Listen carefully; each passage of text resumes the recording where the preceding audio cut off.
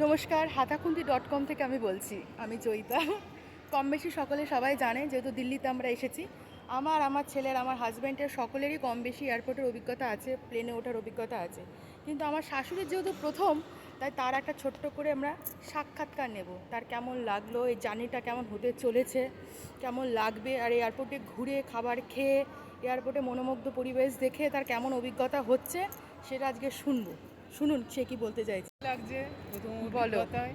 কেননা প্রথম খুব ভয়ই ছিল। হ্যাঁ, কেননা প্লেনেও চললে মনে যদি কিছু হয়ে যায়, এখনো তুমি প্লেনে চাপোনি? এখনো চাপিনি।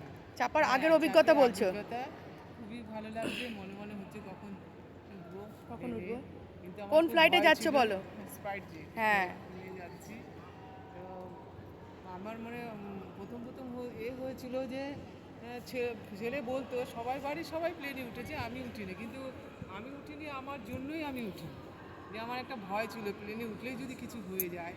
তো ছেলে উঠেছে, ওর বাবা উঠেছে, সবাই। তখন আমি ছেলেকে বলতাম যে আমি এখন প্লেনে উঠবো না, তোকে বিয়ে দিই তারপরে প্লেনে উঠবো, যদি কিছু হয়ে যায় তোর কী হবে। ওই জন্য আমি কোনোদিন প্লেনে উঠিনি। হুম। এবার আমি মেয়ের বাড়িতে বেড়াতে এসেছি, তো ছেলেকে বলছি তুই আয় আমাকে প্লেনে করে নিয়ে যা। তাই আমার প্লেনে করে নিয়ে যাচ্ছে, সেই ভয়টা ভেঙে গেছে। ভেঙে গেছে? এসে আমার খুবই আনন্দ লাগছে, খুবই ভালো এটা লাগছে। হচ্ছে প্লেনে ওঠার আগের আগে অভিজ্ঞতা।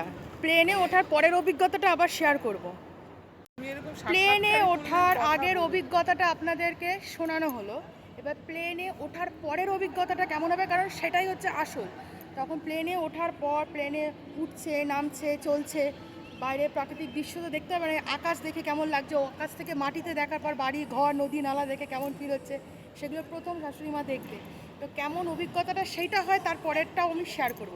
তো এখনের মতো রাখছি। আমাদের ফ্লাইট হচ্ছে রাত 9:30, এখন 8:30 বাজে, এখন 1 ঘন্টা আরও আমাদের থাকতে হবে। তো এখনের মতন টাটা, পরে আবার আসবো।